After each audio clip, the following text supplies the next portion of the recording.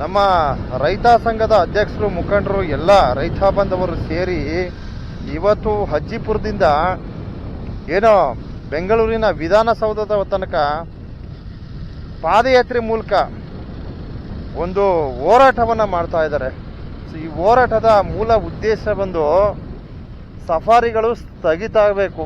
ಅಂದರೆ ಏನಿವತ್ತು ಅರಣ್ಯ ಪ್ರದೇಶಗಳಲ್ಲಿ ಸಫಾರಿಗಳನ್ನು ಮಾಡಿಕೊಂಡು ಅದರಿಂದ ಪ್ರಾಣಿಗಳೆಲ್ಲ ಹೊರಗಡೆ ಬಂದು ಮಾನವನ ಮೇಲೆ ದಾಳಿ ಮಾಡ್ತಕ್ಕಂಥದ್ದನ್ನ ತಡೆಯುವ ನಿಟ್ಟಿನಲ್ಲಿ ಈ ಒಂದು ಹೋರಾಟದ ಮೂಲ ಉದ್ದೇಶವಾಗಿರ್ತದೆ.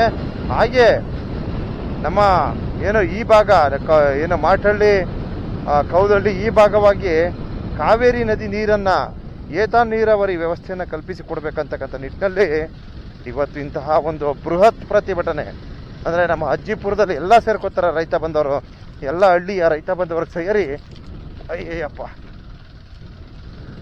ಬೆಂಗಳೂರಿನ ವಿಧಾನಸೌಧದ ತನಕ ಪ್ರತಿಭಟನೆಯನ್ನು ಮಾಡ್ಕೊಂಡು ಹೋಗ್ತಾ ಇದ್ದಾರೆ. ಈ ಸಂಬಂಧಿತವಾಗಿ ನನಗೆ ದೂರವಾಣಿ ಕರೆ ಬರುತ್ತೆ. ನಾನು ಶಿವನೇ ಗುರುವೆ ಅಂದ್ಬಿಟ್ಟು ಈಗ ತಾನೇ ಬೆಡ್ತಿಂದ ಬಂದಿದೆ. ಅಷ್ಟರೊಳಗೆ ಫೋನ್ ಬಂತು.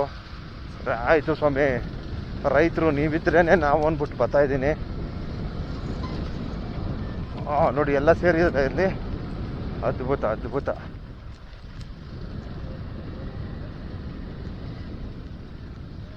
ಓಹೋ ನೋಡಿ, ಇಲ್ಲೆಲ್ಲ ರೈತ ಸಂಘದ ಅಧ್ಯಕ್ಷರು ಮುಖಂಡರು ಎಲ್ಲರೂ ಸಹ ಇದ್ದಾರೆ.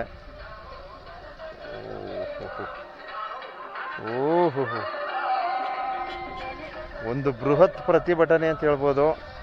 ಇಲ್ಲಿಂದ ಎಲ್ಲಿ ತನಕ?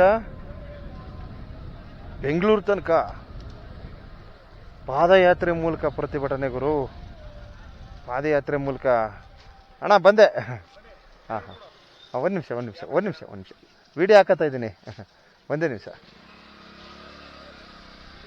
ನೋಡಿ, ನಮ್ಮ ರೈತ ಬಂದವರು ಇವತ್ತು ಹಜ್ಜಿಪುರದಿಂದ ಏನು ನಮ್ಮ ಬೆಂಗಳೂರಿನ ವಿಧಾನದ ಸೌಧದ ತನಕ ಇವತ್ತು ಏತ ನೀರಾವರಿ ವ್ಯವಸ್ಥೆಯನ್ನು ಕಲ್ಪಿಸಿಕೊಡಿ ಅಂದ್ಬಿಟ್ಟು ಈ ಒಂದು ಪ್ರತಿಭಟನೆ ಹಮ್ಮಿಕೊಂಡಿರ್ತಾರೆ. ಹಾಗೆ ಫಾರೆಸ್ಟ್ಗಳಲ್ಲಿ ಏನೋ ಈ ಸಫಾರಿನ ನಿರ್ಮೂಲನೆ ಮಾಡಬೇಕು, ರೈತರ ಮೇಲೆ ಆಗ್ತಕ್ಕಂಥ ಪ್ರಾಣಿ ದಾಳಿಯನ್ನು ತಡೆಗಟ್ಟಬೇಕು ಅಂತಕ್ಕಂಥ ನಿಟ್ಟಿನಲ್ಲಿ ಈ ಒಂದು ಹೋರಾಟವಾಗಿರ್ತದೆ. ಈಗಾಗಲೇ ನನಗೆ ಮಾಹಿತಿ ನೀಡಿರ್ತಾರೆ.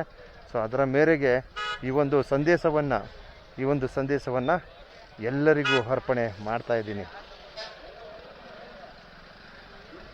ರೈತರು ಬೀದಿಗಿಳಿಗಬಾರ್ದು.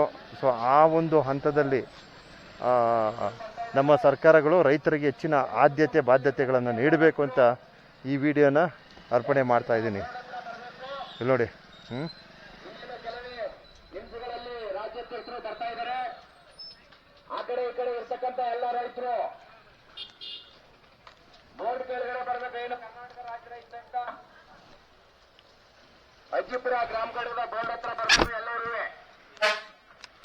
ಏನೀಗಾಗಲೇ ಸರ್ಕಾರಕ್ಕೆ ನೀರಾವರಿ ಇಲಾಖೆ ಅಧಿಕಾರಿಗಳು ಏನು DPR ಮಾಡಿದ್ದಾರೆ 490 ಕೋಟಿ. ಈ ಸಂಬಂಧಿತವಾಗಿ ಹೆಚ್ಚಿನ ಮಾಹಿತಿಯನ್ನು ನೀಡ್ತೀನಿ, ದಯವಿಟ್ಟು ನಿರೀಕ್ಷಿಸಿ. ಧನ್ಯವಾದಗಳು.